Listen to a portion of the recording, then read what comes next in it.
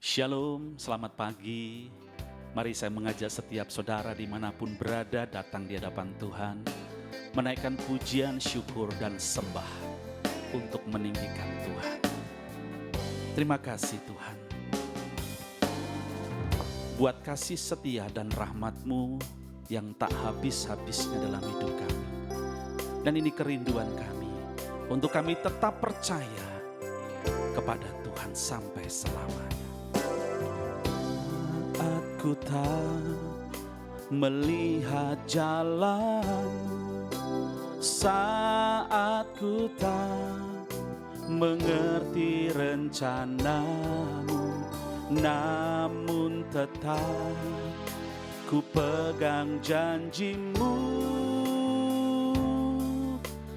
Pengharapanku hanya padamu saat ku tak melihat jalan, saat ku tak melihat jalan-Mu, saat ku tak mengerti rencana-Mu, namun tetap ku pegang janji-Mu. Harapanku hanya padamu, hatiku percaya, hatiku percaya, hatiku percaya,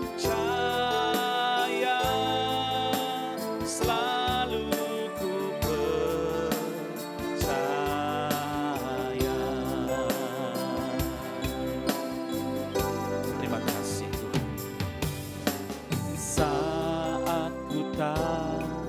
melihat jalan-Mu, saat ku tak mengerti rencana-Mu, namun tetap ku pegang janji-Mu.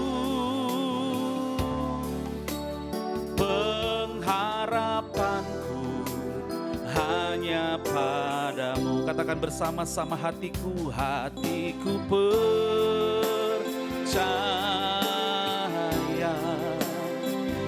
hatiku percaya,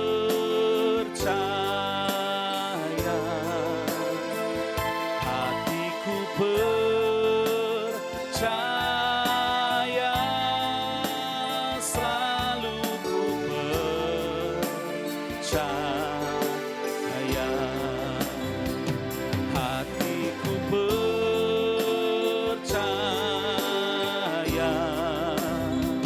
hatiku percaya,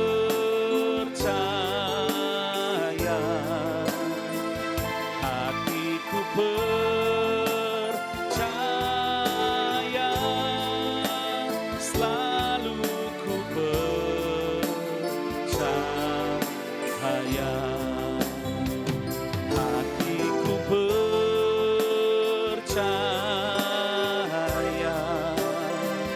hatiku percaya, hatiku percaya,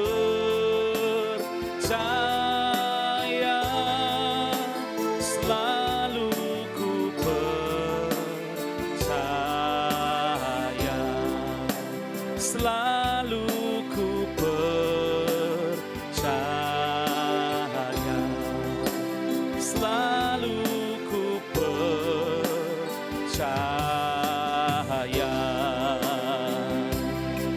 Mari datang di hadapan Tuhan dengan penyembahan kita, dengan ucapan syukur dan pujian bagi Tuhan. Oh, ku tetap percaya pada janji-Mu, padamu Tuhan ku percaya, sebab Kau setia Tuhan, tak pernah tinggalkan kami sedetik pun, bahkan Kau selalu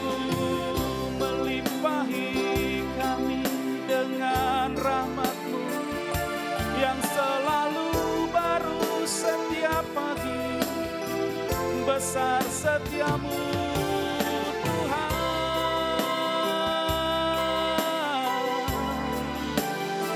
Hatiku percaya, kinaralamaralamu, Kau Allah yang sanggup Tuhan, mengadakan yang tidak ada menjadi ada. Sebab Engkau Tuhan yang ajaib, Kau Tuhan yang menyatakan yang tidak mungkin menjadi mungkin. Sebab Engkau berkuasa atas segala sesuatunya Tuhan. Terima kasih Tuhan, Engkau baik, sangat baik, teramat baik. Terpujilah namamu sampai selamanya. Kinaralamaralamaralamu, shererererere, shikinamaralamu, kiralamaralamalamalamalamaralamarayaralamu, shendeleranalaralamaralalayalamu, shikiralabalabalabalamalamalamalamalamalamalamalamalamalamalamalamalamalam.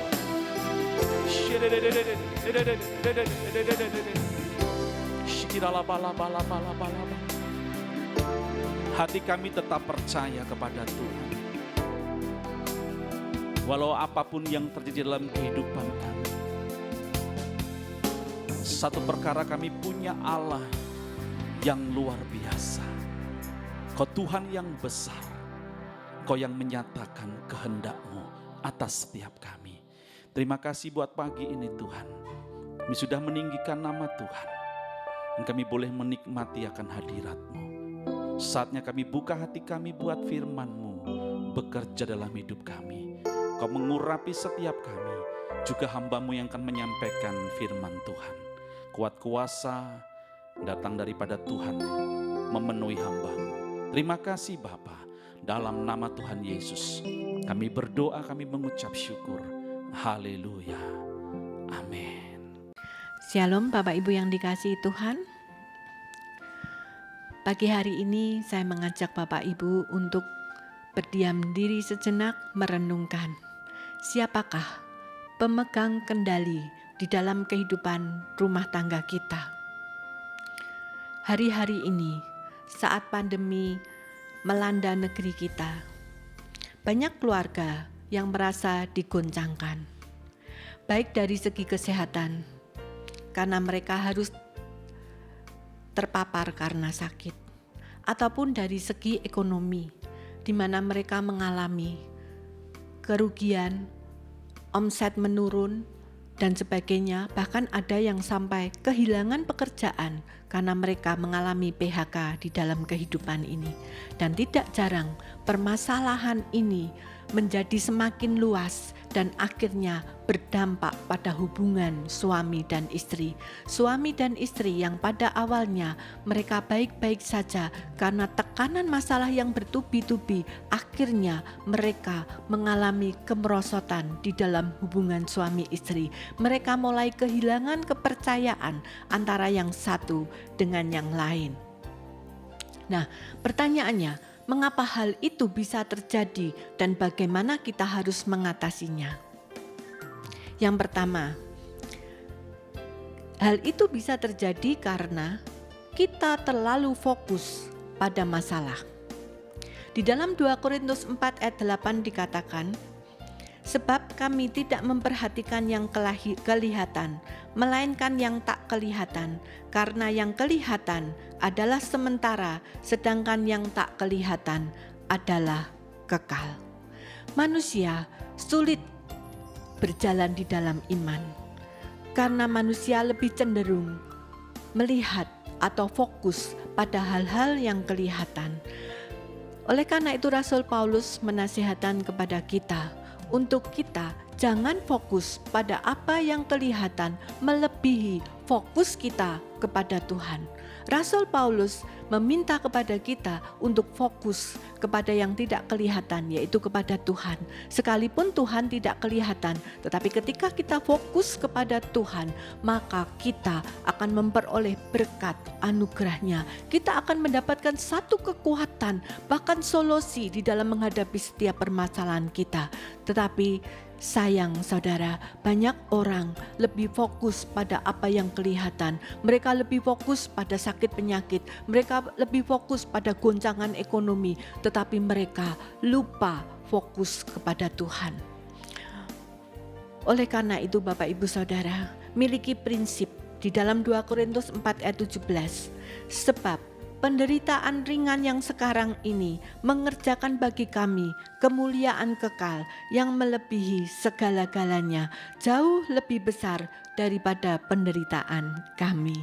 Ini ajakan daripada Rasul Paulus bahwa apa yang kita alami hari ini adalah hanya sebuah goncangan atau jalan yang harus kita lalui untuk kita sampai kepada tujuan yang sesungguhnya. Bukankah kalau kita percaya, ketika kita mempercayakan hidup kita kepada Tuhan sebagai gembala kita, maka Tuhan akan menuntun kita ke padang rumput yang hijau dan ke air yang tenang. Oleh karena itu, kalau hari ini Bapak Ibu mengalami banyak masalah di dalam kehidupan, itu hanya bagian lembah kekelaman yang harus kita lewati untuk kita sampai kepada padang rumput yang hijau yang hendak Tuhan bawa kita ke sana. Oleh karena itu Bapak Ibu, jangan kita sampai terkecoh oleh iblis. Kita terlalu fokus pada apa yang ada di depan mata kita, tetapi seharusnya kita lebih fokus kepada Tuhan. Bukankah Tuhan lebih besar dari semua permasalahan yang ada? Jika kita percaya bahwa Tuhan kita adalah Tuhan yang luar biasa, Tuhan yang dahsyat, Tuhan yang ya dan amin, maka dari itu Bapak Ibu, andalkan hidup kita kepada Tuhan. Fokuslah kepada Tuhan, fokuslah kepada rancangan Tuhan di dalam hidup saudara. Karena setiap permasalahan yang Tuhan izinkan terjadi dalam hidup kita hanyalah untuk pendewasaan kita, baik di dalam pengenalan kita kepada Tuhan ataupun pendewasaan di dalam karakter. Nah, tadi sudah saya katakan yang pertama, kita digoncangkan karena kita terlalu fokus pada masalah, tetapi kita lupa fokus pada Tuhan. Dan yang kedua, kita tidak berani menyerahkan kendali kepada Tuhan. Banyak manusia cenderung memegang sendiri kendali rumah tangganya. Mereka memiliki konsep yang harus mereka lakukan. Suami memiliki konsep sendiri, si istri memiliki konsep sendiri, sehingga kadang-kadang mereka sampai bertengkar karena mempertahankan konsep mereka masing-masing. Padahal saudara, konsep yang mereka bela sampai mati-matian itu belum tentu sesuai dengan rencana Tuhan. Oleh karena itu Bapak Ibu yang saya kasihi, mengapa kita tidak menyerahkan kendali rumah tangga kita kepada Tuhan dan kita mengikuti setiap langkah Tuhan? Bukankah Tuhan itu tahu segalanya? Bukankah Tuhan itu sang sumber kebenaran itu sendiri? Oleh karena itu Bapak Ibu, jangan pernah ragu menyerahkan kendali kehidupan rumah tangga kita kepada Tuhan. Mengapa kita tetap kekeh pada prinsip kita sendiri? Padahal Yesus adalah gembala yang baik, pemimpin yang sejati yang akan membawa kita ke padang rumput yang hijau. Di dalam Yeremia 18 ayat 6 dikatakan, "Masakan aku tidak dapat bertindak kepada kamu seperti tukang periuk, hei kaum Israel? Demikianlah firman Tuhan. Sungguh seperti tanah liat di tangan tukang periuk, demikianlah kamu di tanganku, hei kaum Israel." Mari saudara, kita memiliki pemahaman yang benar tentang prinsip kehidupan kita, bahwa Tuhan adalah penjunan kita, Tuhan yang membentuk kehidupan kita. Oleh karena itu, Izinkan Tuhan memegang kendali dalam kehidupan rumah tangga Bapak Ibu. Dan saya percaya ketika kendali itu dipegang oleh Tuhan, maka Bapak Ibu tidak pernah tersesat. Bapak Ibu akan mengalami kemenangan di dalam kehidupan rumah tangga Bapak Ibu. Dan yang ketiga, jadilah satu tim dengan Tuhan. Di dalam Roma 12 ayat 2 dikatakan, janganlah kamu menjadi serupa dengan dunia ini, tetapi berubahlah oleh pembaruan budimu, sehingga kamu dapat membedakan manakah kehendak Allah, apa yang baik, yang berkenan kepada Allah, dan yang sempurna. Untuk menjadi satu tim dengan Tuhan dan mengikuti kehendak Tuhan, kita harus mengenal Tuhan secara pribadi. Kita harus mengenal suara dan kehendak Tuhan di dalam kehidupan kita. Kalau kita pelajari Roma 12 ayat 2, kita bisa memahami bahwa kehendak Allah itu pun ada jenjangnya. Yang baik, kemudian yang berkenan, dan yang sempurna. Jangan menyerah saudara, ketika jalan Tuhan harus melalui pintu yang sempit. Matius 7 ayat 14 dikatakan, karena sesaklah pintu dan sempitlah jalan yang menuju kepada kehidupan, dan sedikit orang yang mendapatinya. Manusia lebih cenderung memilih hal-hal yang praktis, mudah dan santai, jarang yang mau memikul salib atau menderita karena sebuah kebenaran. Oleh karena itu Bapak Ibu, pagi hari ini saya mengajak Bapak Ibu, setialah ketika kita sudah memilih Tuhan sebagai gembala kita, izinkan Dia membawa langkah kehidupan kita sampai kepada rancangan Tuhan yang sempurna. Tetap teguh pada jalan Tuhan, walau untuk itu kita harus pikul salib. Jika kita memiliki iman bahwa Tuhan adalah gembala yang baik seperti di Mazmur 23, maka masalah yang kita lewati hanyalah bagian dari jalan yang harus kita lalui menuju padang rumput yang hijau dan air yang tenang. Hanya untuk sementara waktu, tidak untuk selama-lamanya. Imanilah, adapun Allah jalannya sempurna, janji Tuhan adalah murni, Dia menjadi perisai bagi semua orang yang berlindung padanya. Mari Bapak Ibu, kita sama-sama berdoa kepada Tuhan. Kita bawa keluarga kita bawa rumah tangga kita kepada Tuhan. Kalau pagi hari ini ada di antara Bapak Ibu yang mengalami kesesakan di dalam rumah tangganya, hampiri Tuhan secara pribadi dan katakan kepada Tuhan bahwa aku percaya Tuhan, bahwa Engkau tidak pernah melepas tangan kami, bahwa Engkau akan membawa kami, menuntun kepada kami sampai ke padang rumput yang hijau dan ke air yang tenang. Ini hanya adalah sebuah jalan yang harus kami lewati Tuhan, untuk pendewasaan kami. Beri kekuatan kepada kami untuk kami kuat, untuk kami mampu menyelesaikan masalah kami sesuai dengan rancangan-Mu. Karena kami tahu Tuhan, ketika kami bersama-Mu, bahwa Engkau akan melindungi kami, bahwa Engkau akan menyertai kami, dan bahkan Engkau Tuhan selalu memberikan solusi kepada kami. Bukankah Tuhan kami lebih besar dari masalah kami? Terima kasih Bapa, di dalam nama Tuhan Yesus kami berdoa dan mengucap syukur. Haleluya, amin.